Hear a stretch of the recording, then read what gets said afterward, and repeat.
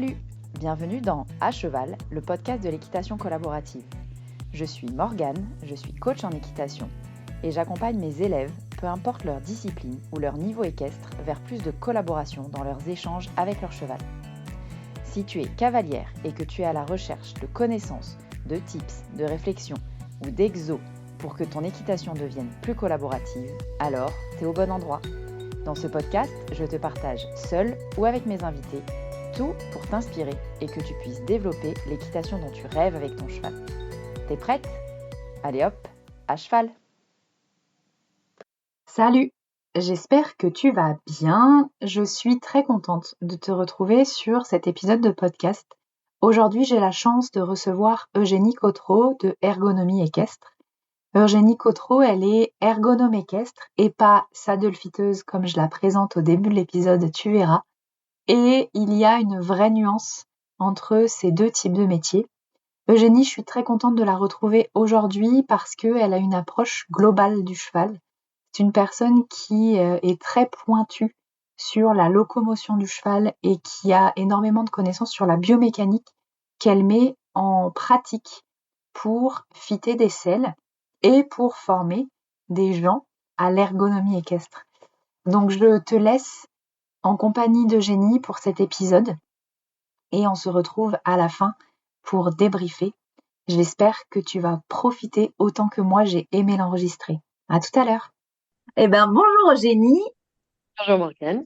Je suis ravie de te retrouver sur ce podcast pour cet épisode que je pense va être super intéressant pour moi d'abord et pour les auditeurs aussi. Je suis ravie de te rencontrer, déjà de te rencontrer parce que c'est la première fois qu'on échange. Oui, c'est vrai. Et puis en plus de pouvoir enregistrer notre échange. Eugénie, tu es saddle fitteuse. Tu es aussi formatrice en saddle fitting. C'est l'objet, c'est ce pourquoi on se rencontre aujourd'hui. Et je te contacte et je t'ai invité sur le podcast parce que je te suis sur les réseaux sociaux depuis un moment et tu as une approche qui est assez globale du couple Mhm. cheval-cavalier. J'allais dire du cheval, mais en fait non, du couple cheval-cavalier. Et en fait, comme en équitation, évidemment, tout est lié et c'est une évidence pour moi. Je suis hyper intéressée pour savoir ce que tu vas pouvoir nous dire de ton approche et nous apprendre sur cet épisode de podcast au fur et à mesure de notre conversation. Et du coup, je vais commencer par une question qui va nous lancer dans la conversation. Je ne sais pas où cette conversation va nous mener, mais je pense que ça va être très intéressant quand même. J'aimerais savoir, Eugénie, comment t'en es venue à travailler dans les chevaux? Ah, c'est une erreur de parcours. Ah ouais. Ouais, ouais, j'étais pas destinée à ça. J'ai fait des études complètement autres. J'ai un master de lettres et un master et un DU d'administration d'entreprise, tu vois, donc rien à Ok, voir. ouais. Et puis en fait, j'ai, comme beaucoup de personnes qui ont fait une reconversion dans les chevaux. Alors moi, ma reconversion, elle était intervenue très très vite, hein. J'ai travaillé seulement 3 ans chez les Moldus, hein, avant de plonger. Ok. Euh, Mais j'ai acheté mon cheval et puis j'ai posé les questions qu'il fallait pas à des selliers, à savoir, je voudrais une selle sur mesure. On m'a répondu, non, votre selle, vous inquiétez pas, nous, nous avons à 90% des chevaux. Ouais. Sauf que, ben, ce qui marche avec 90% des gens, ça n'a pas marché avec moi. Et que j'ai commencé à me passionner pour le sujet. Et puis, bah, de fil en aiguille, j'ai commencé par écrire un blog sur lequel je traduisais mes recherches que je faisais parce que j'ai la chance d'être pratiquement bilingue et anglais. Ok. Donc en français, il y avait quasiment rien hein, comme ressource à l'époque. Là, je te parle d'une... Ouais, si les moins de 20 ans connaissent cette époque, mais bon, on était en 2010-2011. Ok. Euh, donc les moins de 20 ans étaient vraiment tout petits. Ouais. Et, euh, et donc j'ai commencé à mettre ça sur un blog, et puis ça a intéressé du monde. Et puis il y a un saddlefitter anglais qui était installé en France qui m'a repéré, qui m'a proposé un deal. En gros, je lui faisais de la pub et il me formait en échange parce que lui, il galérait à se faire connaître en France. Ok. Moi, j'étais pas trop mauvaise en communication. J'avais déjà, l'air de rien, j'avais déjà une grosse audience parce que mon blog a marché de façon quasiment instantanée. C'était assez surprenant. Ok. C'était pas du tout envisagé. Et en fait, bah, de fil en aiguille, je me suis retrouvée pro, mais comme ça, quoi. Ah oui. J'ai eu une formation au départ assez informelle. et puis qui me convenait pas tout à fait de toute façon par la façon dont c'était transmis, parce que justement, et c'est là toute la différence que je ferais par rapport à ce que tu disais dans ta présentation, c'est que oui, j'ai appris le saddle fitting, mais pour moi aujourd'hui, je suis pas saddle fitter. Ah, D'ailleurs, ok. je me suis jamais décrite comme saddle fitter. Pour moi, le saddle fitting, c'est un outil de mon métier, et mon métier, c'est l'ergonomie de l'équitation, au sens large. C'est-à-dire que je vais chercher plus loin que la simple adaptation de la selle au cheval et au cavalier, Ok. que je vais reprendre vraiment la base de qu'est-ce que c'est l'ergonomie, à savoir c'est euh, l'étude des conditions de travail et du matériel utilisé pour le travail, euh, et l'optimisation des méthodes et outils en appliquant des connaissances scientifiques qui vont emprunter à différents, on va dire différents secteurs qui sont aussi bien euh, la physiologie que la biomécanique, que les sciences du sport. Enfin, il y a vraiment beaucoup de choses en fait. Ok. Et, euh, et ça s'est traduit pendant pas mal d'années effectivement par le fait d'adapter des selles. Mais c'est c'est un jour où je pense que ça devait être c'est assez bien hein, déjà, ça doit remonter à 2015, tu vois, mais c'est un jour où quelqu'un m'a dit, mais moi j'ai déjà fait venir un saddle fitter et je pensais que vous étiez saddle fitter, mais vous faites pas ça, vous faites autre chose.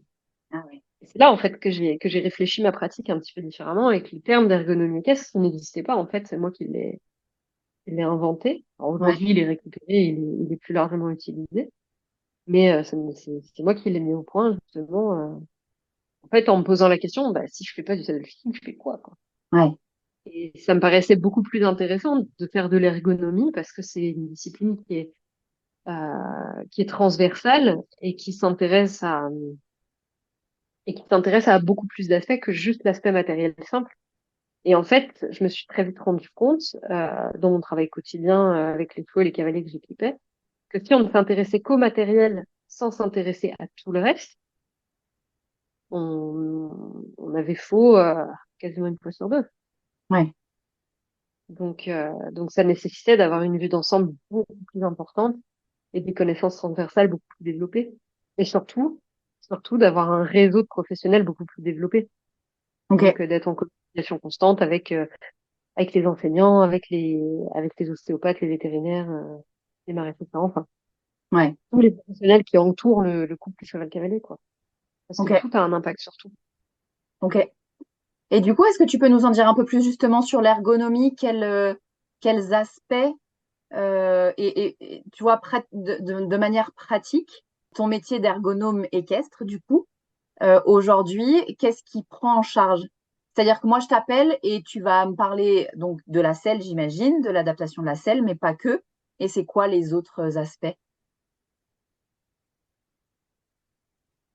Bah, l'ergonomie, à la base, c'est une discipline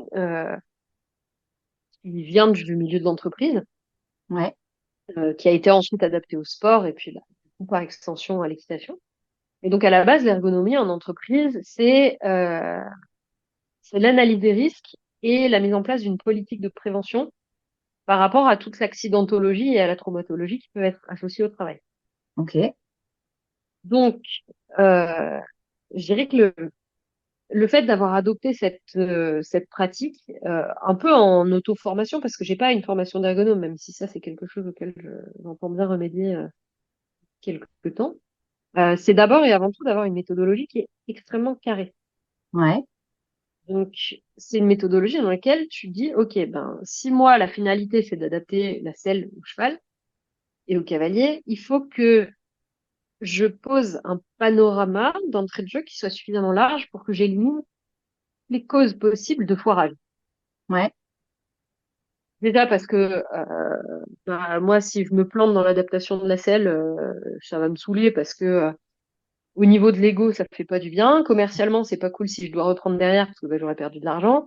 Et puis après, bah, pour le cheval, c'est pas cool parce que potentiellement, je vais lui avoir fait bon, pas mal, mais bon, je vais pas lui avoir permis de fonctionner de la meilleure façon. Le cavalier il va pas être confortable, il va pas être content. Enfin bref, il y a un ensemble de répercussions possibles. Donc la démarche ergonomique, elle est vraiment dans la prévention du risque et dans l'analyse de ces risques. Et donc on va éliminer tous les facteurs de risque les uns après les autres. Donc ça nécessite d'avoir des étapes dans le travail qui, chez les saddlefitters de formation classique que j'ai pu voir, ne sont pas du tout aussi poussés. Ouais. Et tu vois, je peux te citer un exemple pas très très récent, puisque j'étais chez une copine la semaine dernière pour expliquer ses chevaux de cours de club là avant la rentrée, la reprise des cours. Mhm. Et il y a une petite trotteuse qui est jolie comme tout, qui elle m'a dit, je comprends pas, la selle, elle avance, elle avance, elle avance, elle avance. Et donc je regarde la jument et je lui dis, bah ouais, mais moi tu vois, en fait là je peux rien faire. C'est un problème de selle, mais c'est pas un problème de selle. Ok. Donc j'ai pu la guider parce que j'ai des grandes connaissances en locomotion et en palpation qui m'ont permis justement de détecter d'où venait le problème, de lui montrer et de lui dire quoi faire. Bon, en l'occurrence, il fallait dans un premier temps faire voir l'ostéo et dans un second temps, à mon avis, il va falloir qu'elle en passe par une phase on va dire, de remise au travail progressive avec un certain type de travail, Mhm. et probablement quelques petites manipulations et étirements, un peu comme tu vois, de la kiné en réadaptation que tu fais tous les jours. Parce que la jument, elle avait le sacrum et les lombaires complètement en vrac. Donc, elle était en hyperflexion de l'arrière-main. Donc, mais tu rajoutes ça sur un trotteur qui a une force de propulsion démentielle. Ouais. Et bah oui, forcément, la selle, elle part devant, quoi. Ouais. Il y a pas, je veux dire, enfin, c'est mécanique. Tu peux, Ouais. tous les réglages que tu veux sur la selle, tu peux même visser la selle sur le dos du cheval, elle partira quand même devant. Ouais. Donc, et tu vois, alors que le travail de base du saddlefiter, c'est l'adaptation de matériel à l'animal et on va pas forcément chercher plus loin. Ouais. Bon, je sais qu'aujourd'hui, et principalement grâce à l'impulsion que j'ai mis dans le métier, mais que aussi certains autres professionnels ont mis, hein, je vais pas me garder le monopole du truc. Ouais. Euh, ça a quand même bien évolué, mais on est sorti des prérogatives simples équipementiers, si tu veux.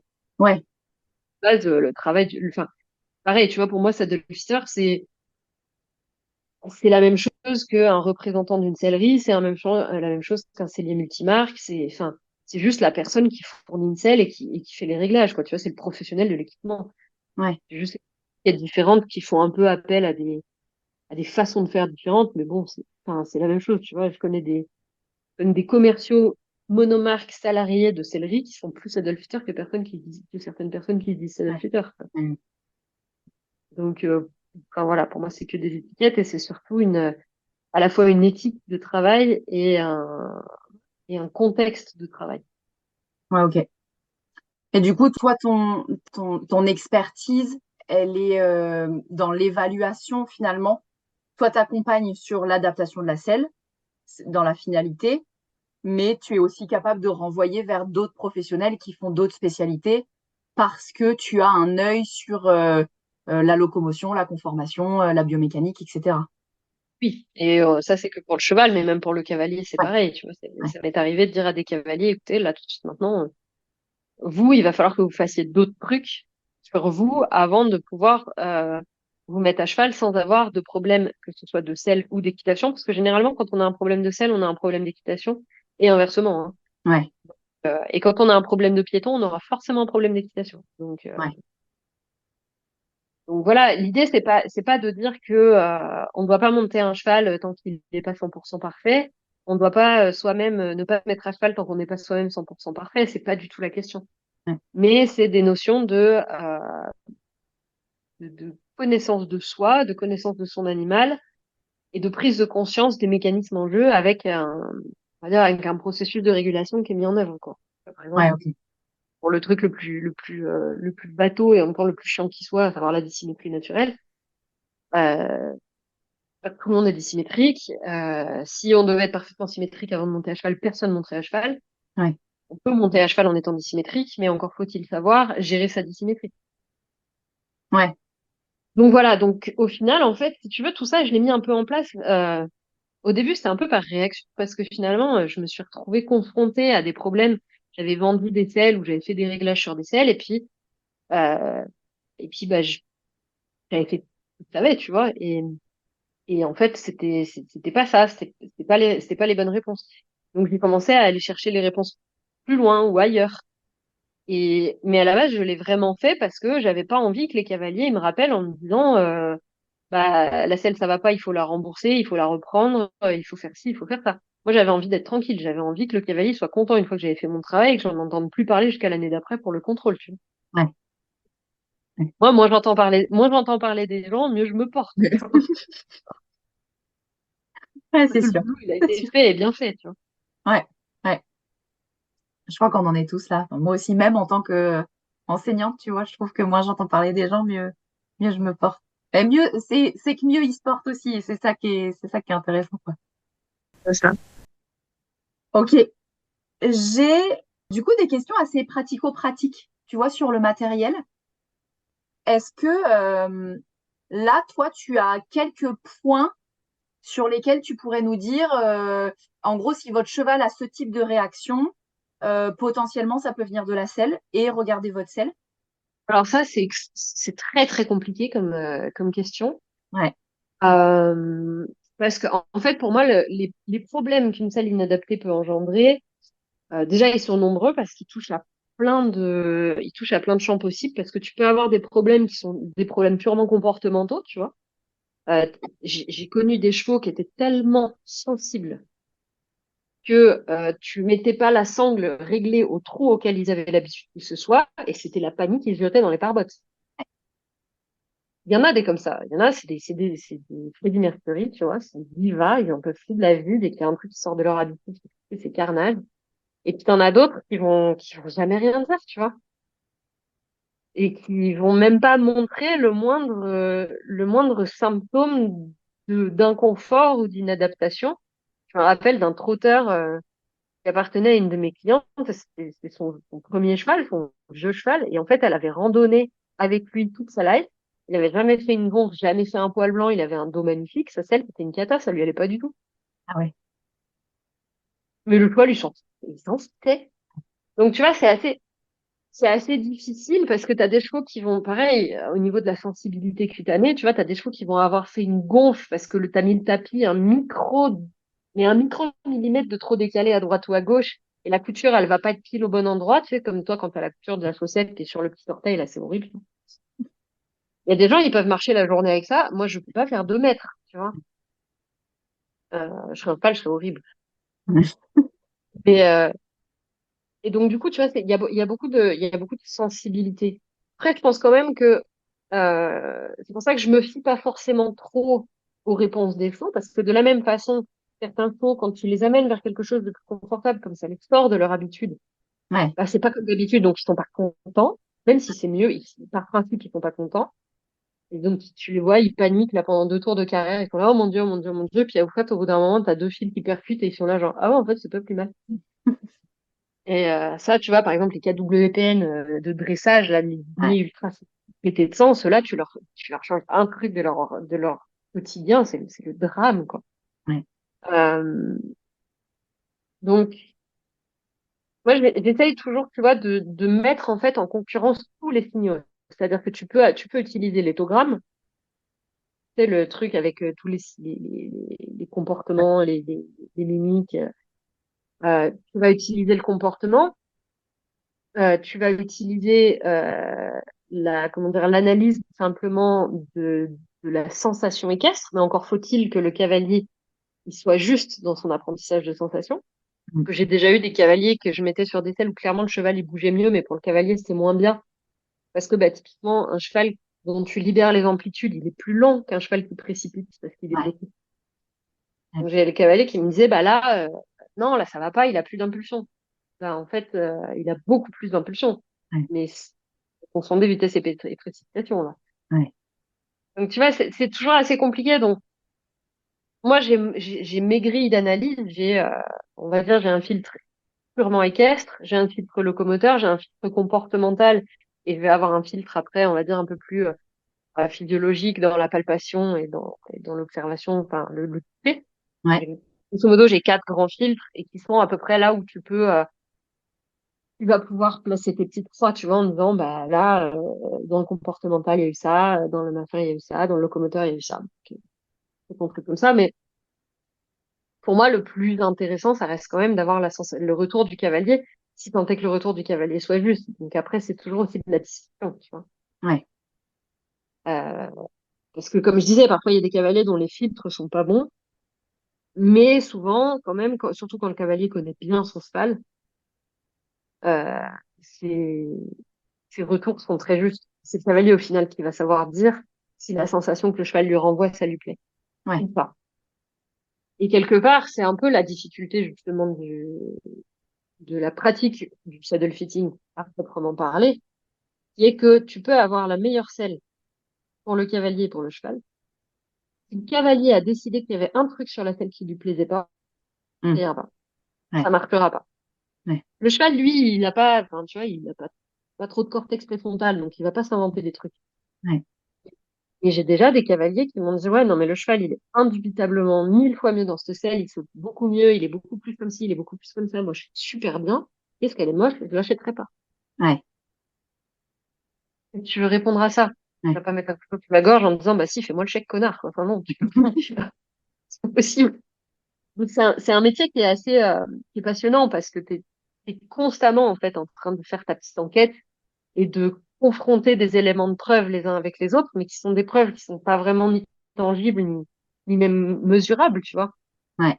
C'est très, enfin, je veux dire, Biden, elle a beau avoir essayé d'objectiver, Ouais. euh, le- l'éthogramme comportemental avec des signaux bien précis, euh, je sais pas si c'est ce que tu as fait qui pose le problème ou si le cheval, il a une mouche plate qui vient de le piquer au niveau du fourreau ou est-ce qu'il y a un truc de luminosité et qu'il a les yeux un peu sensibles. Enfin, Ouais. c'est pas, en fait. Ouais. Donc c'est voilà, on est constamment en train d'osciller entre une pratique ergonomique au sens scientifique du terme et une réception de signaux. Donc moi, au final, ce que je peux dire, tu vois, pour tes auditeurs et même pour toi, c'est il faut d'abord et avant tout pratiquer l'écoute. Tu vas appuyer ton écoute, tu vas adosser ton écoute sur des connaissances techniques Ouais. et scientifiques. Tu vas l'adosser à ça, mais c'est d'abord et avant tout un métier d'écoute. Ok. Voilà. Donc en gros, si on schématise là pour les auditeurs qui sont propriétaires de chevaux, s'ils sentent, en fait c'est ça, s'ils sentent qu'il y a un truc qui coince dans leur équitation ou quand ils mettent la selle, que ce soit locomoteur, comportemental, s'il y a un truc qui coince chez leur cheval, et ben c'est peut-être le moment de faire revoir la selle. On peut pas Ça peut dire être beaucoup ça. plus que ça, quoi. Et puis avant même de faire revoir la selle, tu vois, chacun à son échelle peut faire des tests. Tu vois, t'as toujours vite fait bah, t'as une sangle et bah, le cheval, t'as l'impression qu'il réagit quand on le sangle et il est pas content. Et bah, t'empruntes la sangle de quelqu'un d'autre dans l'écurie, qui a un design un peu différent, puis tu fais un test comparé parce que finalement, alors oui, enfin, je veux dire, je vais pas déboîter mon métier. Évidemment, oui, nous, on va être capable de prendre des raccourcis et de pouvoir dire, OK, bah, tu fais telle marque, tu as tel design qui va convenir à telle conformation. Mais le principe, malgré tout, on va dire fondamental de l'ergonomie, c'est celui de l'essai-erreur. Hein. Donc, Ouais, on propose un truc au cheval et on voit comment il réagit. On propose un truc au cavalier, on voit comment il réagit. ouais, Euh, donc, on peut déjà commencer à faire des tests à sa petite échelle. Et, et parfois, ça suffit. Tu vois, ouais, les gens qui sont vraiment à l'écoute de leur cheval et qui ont, bah, je veux dire, maintenant, il commence à y avoir suffisamment de ressources gratuites sur la question, mm, qui arrivent à trouver déjà par eux-mêmes. Euh, Après, quand même, je dirais que, tu vois, sur l'achat d'une selle à proprement parler, autant sur le petit matériel, les accessoires, les sangles, les amortisseurs, tout ça, bon, on peut se démerder un peu tout seul, tu vois, on fait nos petits tests et tout. Mais l'achat d'une selle, c'est quand même un poste budgétaire super important. ouais, C'est un objet au niveau de la conception et du design qui est quand même techniquement super complexe, avec énormément de paramètres de réglage. Donc là, je dirais quand même, ouais, il faut passer par un pro et par un bon pro, tant qu'à faire. ouais, Euh, mais, euh, mais bon, on peut déjà, tu vois, on peut déjà commencer à faire son petit cheminement de réflexion dans son coin avec déjà une bonne écoute et un protocole essai-erreur en essayant d'objectiver au maximum les réponses. Ça peut déjà faire beaucoup, quoi. ouais, ok. Et du coup, tu parles de... Là, il y a une problématique à laquelle moi, j'ai aussi du mal à répondre parfois. Tu dis, si on peut faire intervenir un pro et un bon pro, c'est encore mieux. Est-ce que tu as des, ne serait-ce que, tu vois, pour toi, un saddle fitter qui prend le cheval dans son ensemble, qui travaille, enfin, du coup, l'idée, ce serait peut-être plus encore d'aller vers plus d'ergonomie que du saddle fitting tout court, mais pas, enfin, ma question derrière ça, en gros, c'est, pour toi, un bon pro, il prend quel genre de mesures pour adapter une selle? Qu'est-ce qu'il doit prendre? Alors, pour moi, n'importe quel pro décent euh, s'occupe de l'équipement, il est adossé à une démarche ergonomique. Encore une fois, que ce soit un saddle fitter, un commercial, tu peux appeler ça comme tu veux, ça m'est égal. Euh, mais il est adossé sur une démarche ergonomique. Donc, il va prendre en compte une vision globale du cheval. Ouais, D'abord, il va s'intéresser à qui est le cheval, il va le regarder bouger tel qu'il est, il va le palper, il va le sentir, il va observer ses réactions. Il va s'intéresser vraiment de façon pure, tu vois, à l'animal. Et la même pour le cavalier, il va s'intéresser au cavalier, il va essayer de comprendre sa problématique, quelle est sa discipline, quels sont ces endroits où il a mal quand il monte à cheval. Enfin, tu vois, vraiment, il va creuser, il va se mettre à l'écoute. Et après, en fait, si tu veux, le matériel, enfin, la selle, c'est la transcription matérielle qui va sortir de cette phase d'observation. ok. Tu vois, le choix d'une selle, c'est un aboutissement. En fait, tu pars d'un tableau général, tu passes tout à la moulinette, tu fous tout dans un entonnoir et tu aboutis à Ouais, une solution, en fait. Euh, et, et en fait, pour moi, le bon professionnel, c'est déjà celui qui va être suffisamment à l'écoute. Et la prise de mesure fait partie de cette écoute parce que c'est un moyen, comme un autre, d'objectiver le corps du cheval pour aboutir à une solution matérielle. Parce ok. que quand tu relèves une mesure, tu prends des cotes, et ces cotes, c'est une objectivation. C'est Ouais, une quantification, si tu veux. Maintenant, je dirais pas qu'il y a de bonnes ou de mauvaises mesures, parce qu'en fait, la prise de mesure à proprement parler, euh, c'est quelque chose qui est propre aux fabricants. ok. Il y a des fabricants qui vont s'intéresser à prendre les mesures de scie. Il y a d'autres fabricants, cette mesure-là, elle correspondra à rien sur leur design.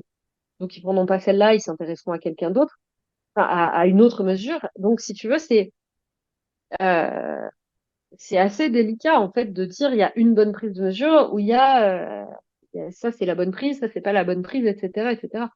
En Ouais, fait, il faut prendre la prise de mesure qui correspond au produit. Donc, moi, tu vois, c'est un truc que j'apprends à mes élèves en formation pro, donc qui sont de futurs professionnels de l'adaptation et de la vente de selles, que ce soit des selles neuves d'occasion, d'équitation de travail, de saut d'obstacle, peu importe ce qu'ils font, tu vois, à la limite, je m'en fous, mais il y a juste une base de réflexion et de méthode à acquérir. Alors, dis-moi, je vous transmets la méthodologie de prise de mesure que j'ai mise en place, et on va dire, la concaténation de plusieurs systèmes de mesure, et je n'ai récupéré, en fait, que les mesures qui me semblaient pertinentes pour exprimer la réalité d'un cheval à un moment T. ouais, Et en fait, pour moi, ces mesures-là, elles vont me servir d'outil de suivi dans le temps, pour pouvoir objectiver les changements sur l'animal, tu vois, de dire, ah bah là, regarde, il a perdu un peu de muscle ici, là son garrot il est ressorti comme ça, là il s'est passé ça, là il s'est passé ça. Tu vois une évolution en fait, à travers le. Donc c'est toute la difficulté, c'est que on va dire un bon professionnel qui est capable de travailler sur toutes les selles, ça voudrait dire qu'il est avec toutes les selles, avec toutes les marques, ça voudrait dire qu'il est capable d'avoir assimilé le langage que tous les fabricants ont mis au point au préalable. ouais. Et c'est énorme. Et tu vois, moi, ça fait 11 ans que je fais ce métier. Oh, regarde, aujourd'hui, c'est les 50 tout pile d'ergonomie. Ah ouais? Ça fait 11 ans. Bah, joyeux anniversaire à Ergonomie Équestre alors. Ouh. Ah, merci. Oh, en tant que porte-parole d'ergonomie équestre, merci. Euh, mais tu vois, ça fait 11 ans que je fais ce métier et je n'ai absolument pas la prétention de maîtriser tous les designs. Ouais, ouais, Parce que c'est vrai que j'ai jamais vu. Et il y en a, je sais pas comment les selles, elles sont faites. Et ça m'est arrivé de dire, bah écoutez, moi, votre selle, je suis incapable de vous dire. Je suis capable de vous dire si ça va ou si ça va pas. Je suis capable ouais, d'identifier là où ça bloque. Mais comme je connais pas la conception, je suis pas capable de vous dire si on peut faire quelque chose ou pas. ouais, Et si quelqu'un peut faire quelque chose, qu'est-ce qu'il peut faire et comment le faire. Donc, à partir de là, il y a deux solutions. Soit on prend le risque de faire quelque chose ensemble, soit vous vous rapprochez du constructeur, du fabricant. ouais, Ce qui peut parfois être compliqué quand tu as une selle qui vient d'un pays fort fort lointain et où il n'y a pas de représentation sur le ouais, territoire, tu vois. ouais. Mais Mais donc, du coup, moi, quand je forme des futurs pros, je leur dis bien ça. Je leur dis, je suis en train de vous apprendre, en gros, l'orthographe et la grammaire, que vous puissiez vous démerder dans ce milieu-là. Mais après, vous allez choisir de travailler avec Pimpin ou Dupont ou peu importe qui, je m'en fous. Ouais, Mais vous allez devoir apprendre le langage. Moi, je vous ai donné les bases des éléments de langage pour que vous ne soyez pas perdus. ouais, Mais à partir du moment où vous allez commencer à bosser avec Muche, il va vous falloir vous approprier sa façon de faire, etc. Donc, de toute façon, ce qui est évident, c'est que au niveau du cheval, une prise de mesure est nécessaire. Au niveau du cavalier, la prise de mesure, d'après mon expérience, n'est pas encore suffisamment optimisée par rapport aux dispositifs de mesure qui existent pour que la prise de mesure soit pertinente par rapport à la façon dont on fabrique les selles. ouais, C'est-à-dire que ce qui est vraiment important à mesurer chez le cavalier, c'est l'angulation des os pelviens, en gros, ouais, l'écartement et l'angulation des os pelviens. Et ça, à part les rayons X, ouais, c'est-à-dire, je connais pas de saddle-star qui se déplace avec un IRM dans sa voiture. ouais, Donc, on est encore un peu limité par rapport à ça. Alors, il y a quelques trucs qui existent, mais tu vois, il y a un sellier qui se targue de faire du super sur-mesure et tout. Lui, il te mesure la longueur du fémur et il la met en relation avec la longueur du tibia péroné. ouais. Mais en fait, à, à quel moment et qu'est-ce que ça définit par rapport à la selle? Hmm, Rien du tout. Parce que ouais, le positionnement du cavalier dans sa selle, il est d'abord, avant tout et quasiment exclusivement lié à la position du bassin dans le siège. Donc, ouais, tu peux mesurer tout ce que tu veux sur les jambes. En fait, tu sers juste à faire beau pour le public, hein. Ça ouais, sert à que dalle. ouais, D'un point de vue manufacturier, ça sert vraiment à rien. ouais. Et est-ce que tu as, parce que effectivement, on parle beaucoup du cheval dans le saddle fitting, est-ce qu'il y a des cavaliers, et en fait, je pense plutôt aux cavalières, est-ce qu'il y a des cavalières qui sont difficiles à sceller? Alors, du coup, on dit pas ça comme ça, mais tu vois, pour qui, Oui. et est-ce que tu as une typologie, j'en sais rien, de bassin? Est-ce que, par exemple, les bassins plutôt larges sont plus difficiles à sceller que les bassins étroits? Alors, j'y connais rien du tout, mais ou pas forcément, c'est vraiment du cas par cas. Non, je dirais que en fait, alors, tu peux difficilement isoler la typologie soit du cheval, soit du cavalier. Alors forcément, tu as des cas extrêmes, tu vois. Ouais, Tu prends par exemple, je sais pas, le pur sang complètement émacié ou l'Irish Cob qui fait du 40 XL tellement il est rond qu'il en peut plus. ouais, Ceux-là, généralement, tu vas avoir du mal à leur trouver du matériel qui soit réellement adéquat. ouais, Mais généralement, on est quand même dans des problèmes et de métabolisme ouais, et d'état corporel qui font que c'est pas que on n'est pas que sur de la conformation, quoi. ouais, Au niveau des cavaliers, pareil, tu vois, tu vas avoir des gens qui sont très grands, très, tu vois, tu visualises le première ligne de rugby, tu vois. ouais. Bon, généralement, celui-là, tu le vois pas trop à cheval quand même. Non, Mais euh, en fait, à partir du moment où tu as une conformation qui sort un peu des typologies médianes, ouais. tu deviens difficile à sceller. Mais ce qui est réellement difficile à sceller, c'est quand tu as des coups qui sont pas vraiment assortis. Ah ouais, Et là, tu vois, par exemple, je pense à une de mes élèves il y a 2 ans, qui était une nana qui est passionnée de dressage, mais elle est petite, avec vraiment des jambes très courtes, et elle adorait monter des très grands sauts. ah ouais, Donc le problème, c'est que bon, déjà, enfin, c'est difficile de mettre ensemble les deux morphologies. Et en plus, le dressage, c'est une discipline qui a principalement été développée par les Allemands à la base. C'est les premières selles de dressage, c'est des selles allemandes et anglaises, ouais, surtout allemandes. Et les Allemands, c'est quand même des gens qui tendanciellement dépassent le mètre 80 allègrement. ouais, Donc, ma toute petite élève d'1,50 m les bras en l'air, elle ouais, avait énormément de mal à se sceller en dressage parce que toutes les selles, depuis 30 ans, étaient patronnées ouais, pour des gabarits d'Européens du Nord, quoi. ouais, Donc, il y a ça aussi, tu vois. Si tu veux des selles avec enfin, avec des spécificités techniques très particulières, et la selle de dressage en fait partie. Si t'es pas dans la conformation pour laquelle ça a été développé, ça va être galère. Il va falloir faire vraiment du complètement sur mesure, donc réinventer un patronage, etc. Mais c'est la même chose. Si tu veux, par exemple, alors, l'exemple que j'aime bien citer, c'est si tu veux mettre une telle western sur un frison. Le frison, c'est à peu près aux antipodes de ce que peut être un quarter horse, Ouais. en termes de conformation, de locomotion, d'équilibre, de tout ce que tu veux. Euh, Si jamais tu veux équiper un frison avec une selle western, bah, il va falloir réinventer un patronage complet, quoi. Ouais. Parce que c'est pas développé du tout pour ça à la base. Ouais. Donc, oui, tu vas avoir tu vas avoir des morphotypes qui sont difficiles à habiller, mais souvent, c'est plus les combinaisons cheval-cavalier qui sont compliquées à habiller.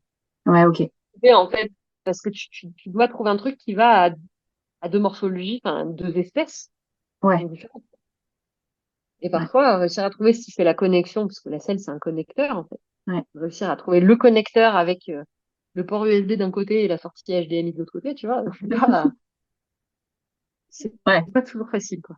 C'est chaud. Évidemment, plus c'est spécifique, plus c'est rare, plus c'est cher, plus c'est compliqué à mettre en place, etc. Ouais. Ok. Intéressant. J'ai une autre question qui est liée à une problématique que j'ai avec une élève en ce moment, mais qui, je pense, peut parler à pas mal de monde. Euh, j'ai une élève qui se posait la question de l'adaptation de sa selle et qui a décidé du coup d'acheter un tapis de monte-accru en se Ouais. disant, je vais monter en tapis de monte-accru et au moins je saurai si le problème c'est moi à cheval sur mon cheval ou si c'est la selle. C'est quoi ton problème? Qu'est-ce que tu penses de ce raisonnement? Enfin, moi, je trouve ça assez intéressant comme raisonnement, mais est-ce que du coup, cette solution-là, tu vois, du coup, enlever la selle pour voir comment le cheval se comporte, ça peut donner des bonnes indications sur Ah, la selle en ouais, elle-même. clairement. Bah, c'est clairement pas débile parce que c'est ce que je disais tout à l'heure. En fait, tu fais un processus d'essai-erreur.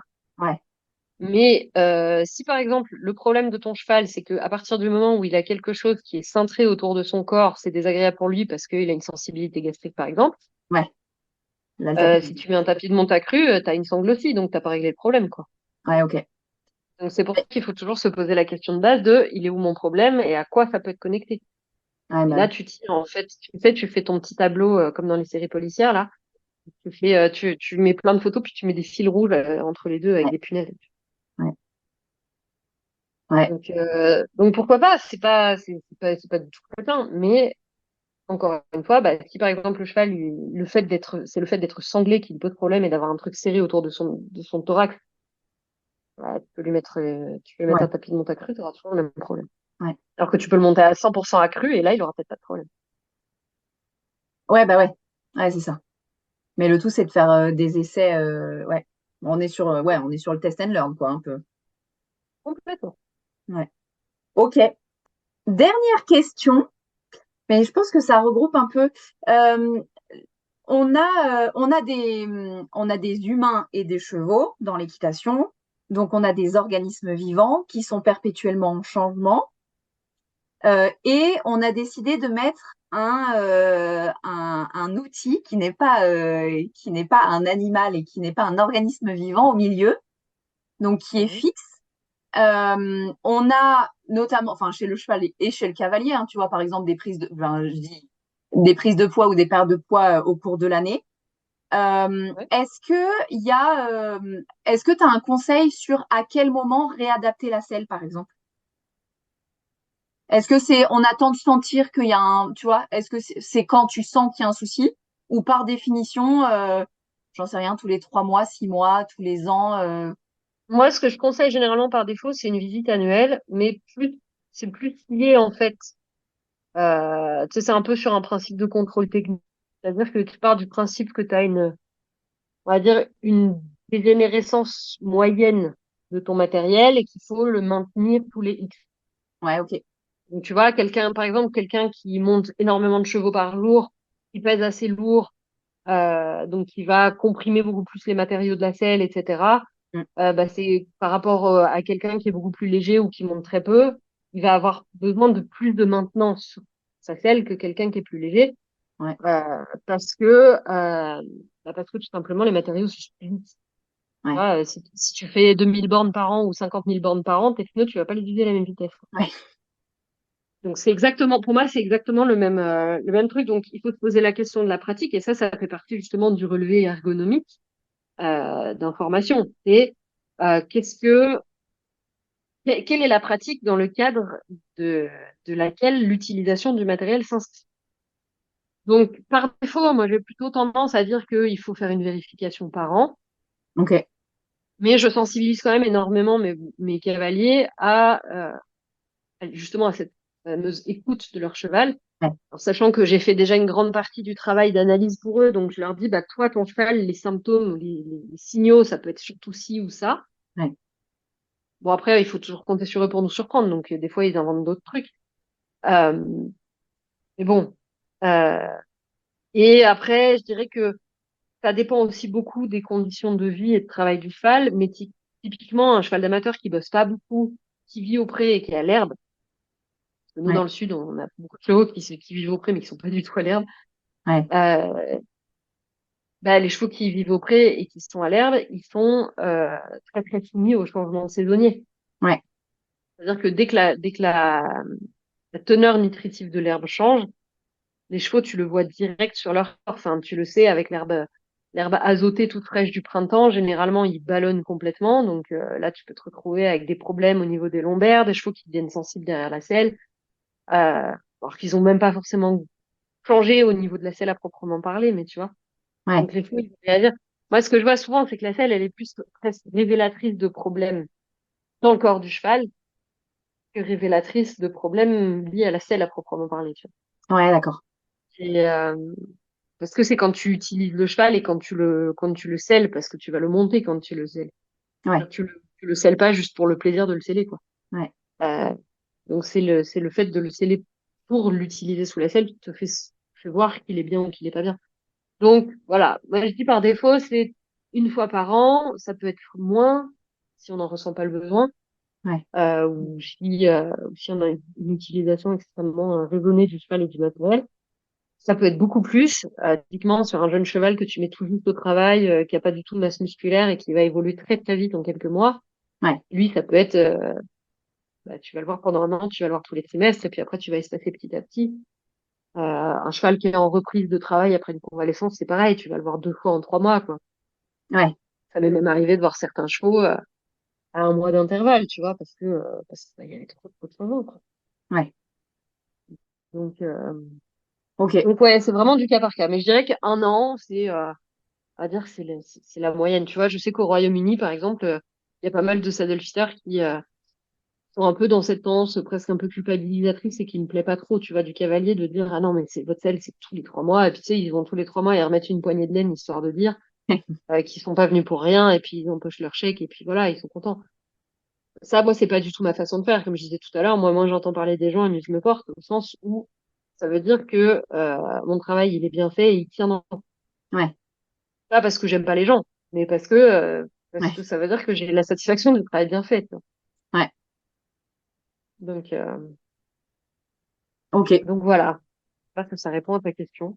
Bah ouais, carrément. Bah du coup, ce que je te propose, c'est de passer. J'ai deux petites questions rituelles de fin d'épisode de podcast Ouais.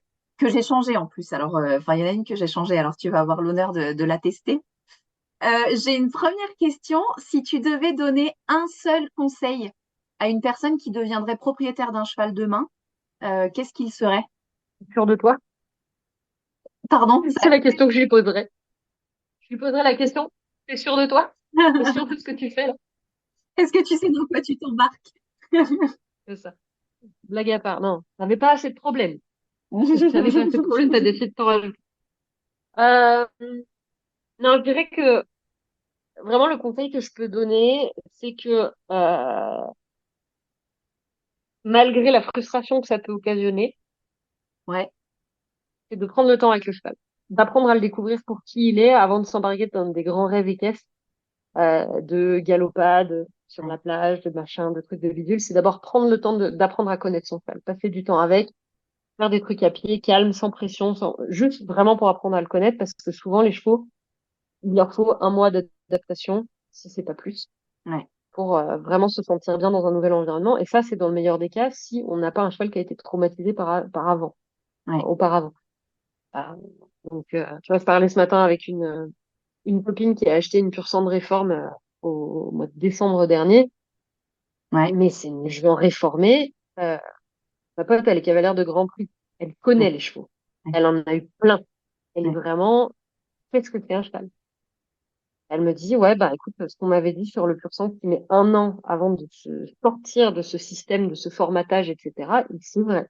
Ouais. Là, aujourd'hui, elle est encore en train de sortir des trucs et des machins avec un peu de décompensation.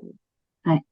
Donc, elle m'a dit, ben, ça va que moi, je sais, je savais, j'étais prévenue, je sais prendre mon temps et je sais les écouter.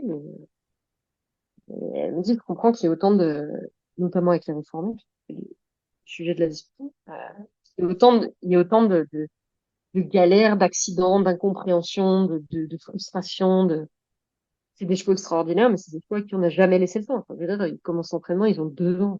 Quel moment on leur a laissé du temps, ces chevaux-là, dans leur vie. Donc, Ouais, non, c'est sûr. voilà, Puis du jour au lendemain, ils passent de leur champ à monter tous les jours, quoi. c'est ça. Donc, apprendre à laisser le temps et apprendre à prendre le temps. Ah, trop cool. J'adore. Merci pour ce conseil. Et du coup, j'ai une autre question qui serait, qui tu aimerais entendre sur ce podcast? Encore une question. Euh, Bah, tu vois, là, comme ça, je pense à ma pote qui était en train de sceller les chevaux de club l'autre jour. Ah ouais? Ouais, qui, à mon sens, n'est pas assez connue, alors qu'elle fait vraiment un chouette travail très axé sur l'émotionnel des chevaux. Trop Elle cool. s'appelle Jas et elle a une structure qui s'appelle l'écrin de Jas. Et c'est, elle a une approche, elle est spécialisée dans les chevaux avec des comportements à problème et elle a une approche qui est vraiment très, très différente de tout ce qui se fait, tu vois. Et je pense que ça pourrait bien matcher avec toi et que ça pourrait donner lieu à une discussion vraiment intéressante. Trop cool. Eh ben écoute, je vais la Voilà, contacter. Tu dis son nom, je crois, ça a coupé un peu. Son nom c'est? de son prénom et Gasque de son nom de famille. Eh ben ouais, je te prendrai son contact, alors je la contacterai, ça m'intéresse vraiment. Ah oui. Trop cool. Eh ben écoute, je te remercie. On va poser là cet épisode. Merci pour la discussion qu'on a eue et merci pour toutes les infos que tu as données aux propriétaires de chevaux. Et puis, je te souhaite une bonne après-midi. Avec plaisir, merci de ton invitation et puis à la prochaine. À bientôt. Au revoir. Et voilà, cet épisode est terminé.